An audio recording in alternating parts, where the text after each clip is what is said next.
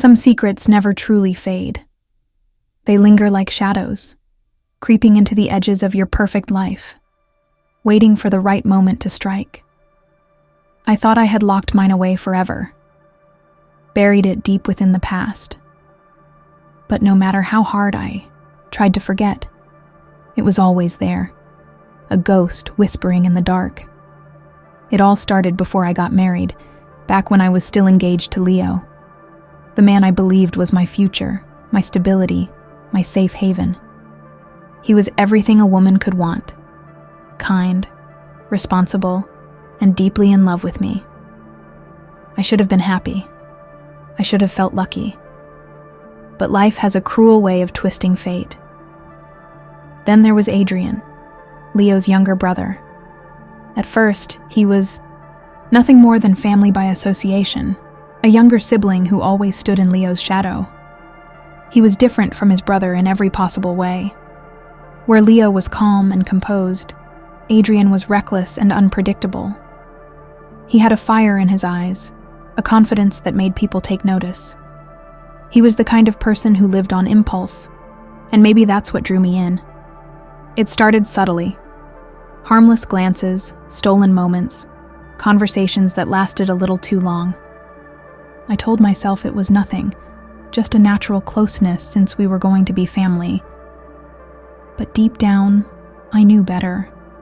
There was something between us, something unspoken but undeniably real. I remember the first time I truly noticed him, not as Leo's brother, but as a man. It was a quiet evening during one of our family gatherings. The house was filled with laughter, the scent of home-cooked meals wafting through the air. I had excused myself from the crowded living room, stepping out onto the balcony for a breath of fresh air, and then he was there. Escaping already? Adrian's voice was teasing, but there was something else in his tone, something that made my stomach twist. I laughed, trying to brush off the tension. Just needed a moment. He leaned against the railing beside me, too close, too familiar. "Leo's lucky, you know," he murmured after a beat of silence. I turned to look at him, but his gaze was already on me, intense, unreadable. My heart skipped a beat, though I told myself it was just the chill in the air. "You should go back inside," I whispered. He didn't move. Do you ever wonder what it would have been like if we had met first? The question caught me off guard. It was wrong. So wrong. But the worst part? I had wondered. And in that moment, standing there under the moonlight, I knew we had already crossed a dangerous line. After that night, everything changed. I started noticing things I had tried to ignore. How Adrian always seemed to be near. How his touch lingered a little longer than it should. How his eyes held something that made my skin burn. I tried to convince myself it was nothing. I loved Leo. He was my future, my safe choice. But love isn't always about logic. Sometimes it's about the moments that steal your breath. The ones you know you shouldn't crave but do anyway. And Adrian? He was becoming one of those moments. I should have walked away. I should have stopped whatever this was before it even began. But I didn't. And that was my first mistake. Some mistakes happen in the blink of an eye. One moment, you're standing on solid ground, and the next, you're falling, helpless against the pull of something you never meant to embrace. That night, I fell. It was another family gathering, a night filled with laughter and warmth. But inside me, a storm raged. I had spent weeks avoiding Adrian, forcing myself to be the perfect fiancé for Leo. But no matter how hard I tried, I felt his presence like a shadow, lingering at the edge of every room, watching me with eyes that held things we could never speak of. I told myself I was imagining it, that the tension between us was in my head. But when our eyes met across the crowded room, I knew I wasn't alone in this. The house was alive with conversation, the clinking of glasses, the scent of roasted spices filling the air. Leo was busy entertaining relatives, smiling, laughing, completely unaware of the silent war happening within me. And then, it happened. I slipped away to the upstairs hallway, desperate for a moment alone. My heart was pounding, my thoughts tangled in a web of guilt and desire. I leaned against the wall, taking a deep breath, running away again. His voice sent a shiver down my spine. I turned, and there he was, Adrian, standing at the other end of the dimly lit corridor. I swallowed hard. "You shouldn't be here." "But I am." He took a step closer, then another. "Adrian, tell me you don't feel it," he said softly, cutting through the silence like a blade. "Tell me I'm the only one going crazy." I couldn't, because I did feel it. The tension, the stolen glances, the quiet pull that had been growing between us. It wasn't just in my head. It was real, and we both knew it. He reached out, his fingers brushing against mine. It was barely a touch, but it sent fire through my veins. I should have pulled away. I should have walked back downstairs, found Leo, and buried this madness before it ruined everything. But I didn't move. The air between us thickened, heavy with unspoken words. His hand found my wrist, his grip firm but gentle. "Say the word and I'll walk away," he whispered. I opened my mouth, but no words came out. And then he kissed me. It was slow at first, hesitant, as if giving me a chance to stop him. But the moment my lips responded, all hesitation vanished. The world faded, the laughter downstairs, the weight of my engagement ring, the image of Leo's trusting smile. None of it existed. There was only Adrian, his touch, the way he made me feel alive in a way I never had before. We broke apart, breathless. His forehead rested against mine, his fingers still tangled in my hair. "Tell me to leave," he murmured. I should have. I should have screamed, pushed him away, told him this was a mistake. But all I could do was stand there, my heart pounding, in my chest, my silence saying more than words ever could. Adrian let out a shaky breath. "We're in trouble, aren't we?" I closed my eyes. Yes. That was the moment everything changed. I had crossed a line I could never uncross. And there was no turning back. Guilt is a strange thing. It eats at you, lingers like a whisper in the dark. But at the same time, it doesn't always stop you. Sometimes, it makes you want something even more. That's what happened to me. After that night, I told myself it was a mistake. A terrible, unforgivable mistake that could never happen again.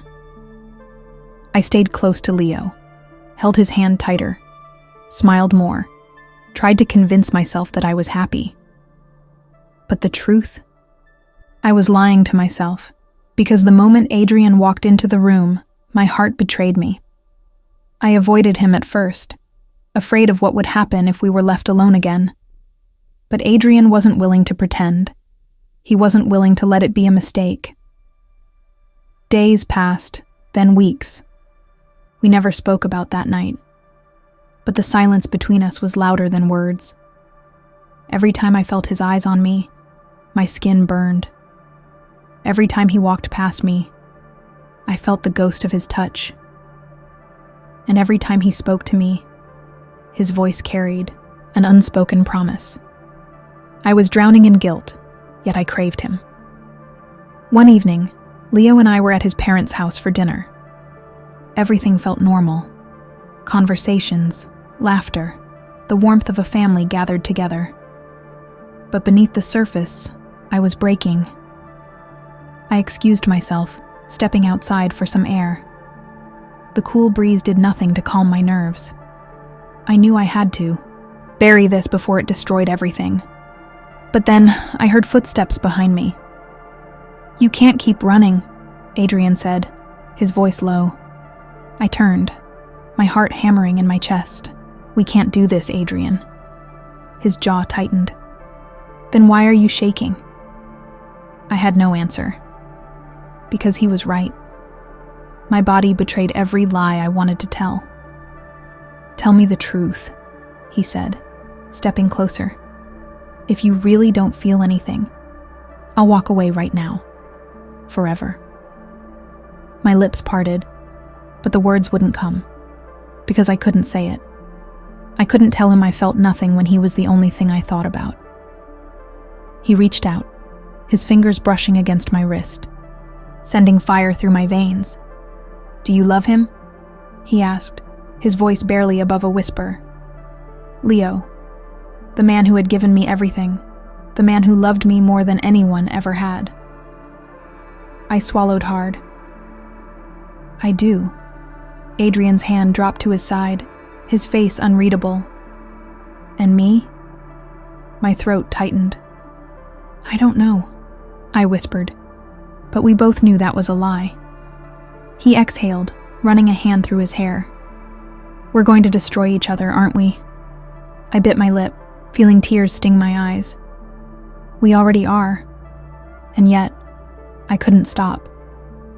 That night, I went home with Leo, pretending everything was fine, pretending my heart wasn't being torn in two. But I knew. This wasn't over.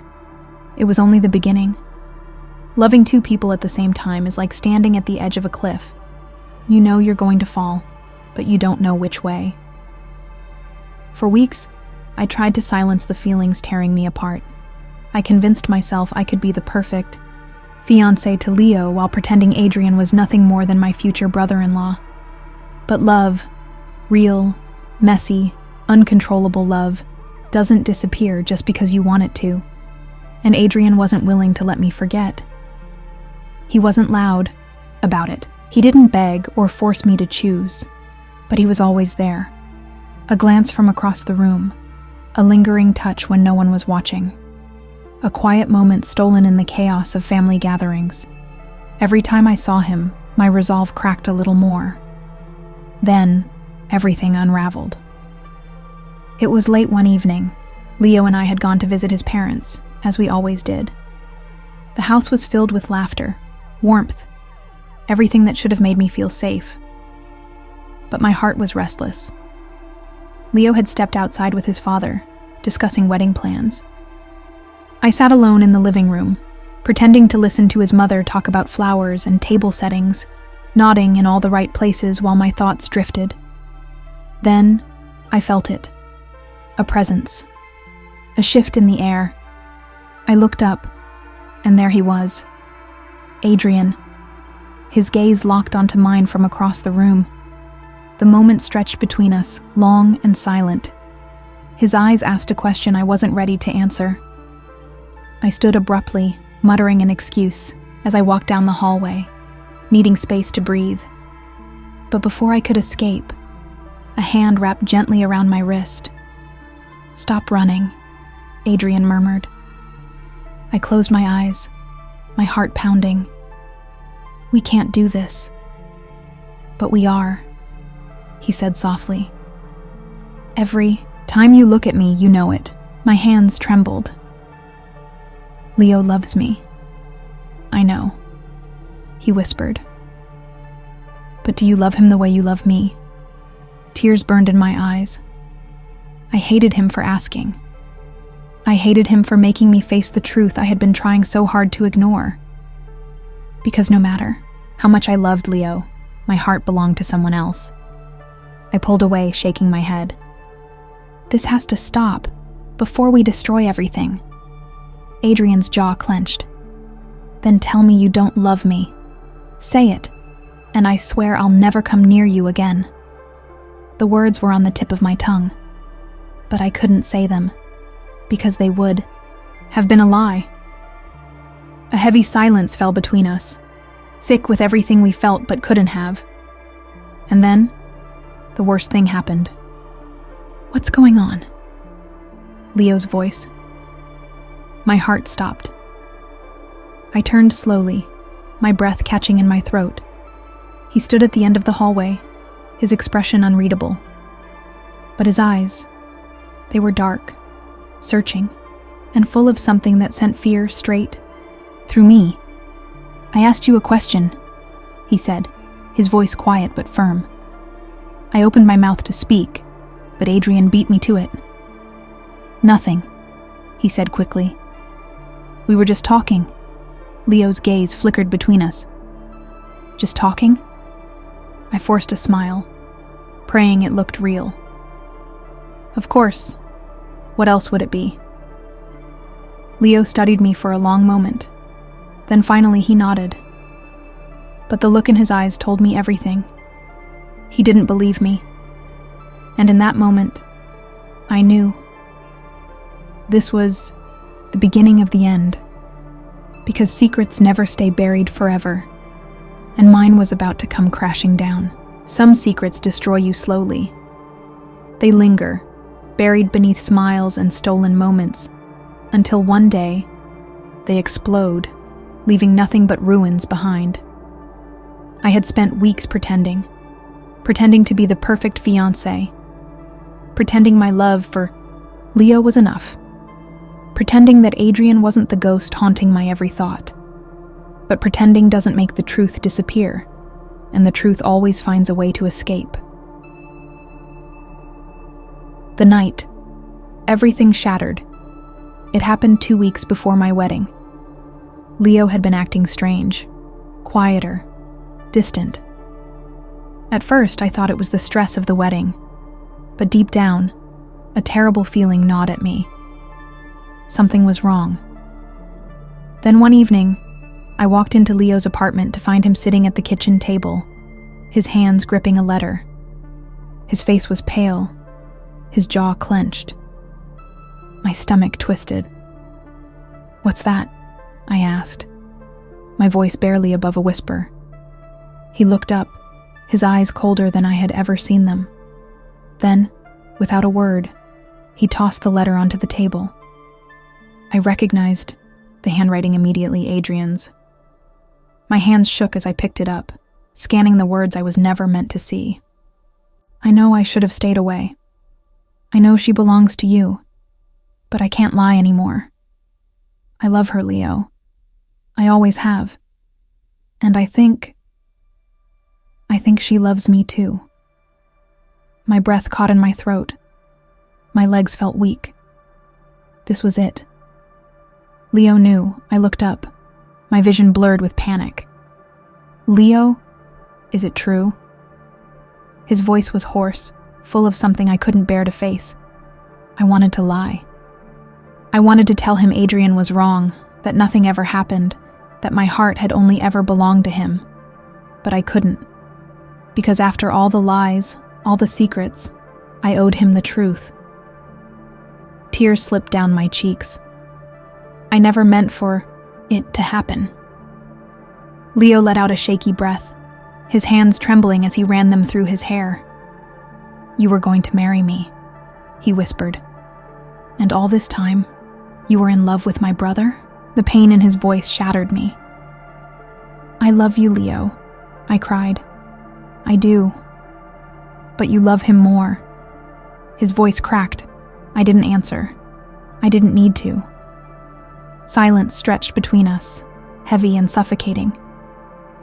Then, Leo stood up, stepping, back like I was a stranger.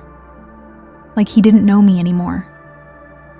"I don't even recognize you," he said, his voice hollow. "You should go." I opened my mouth to beg, to fix the unfixable, but there was nothing left to say.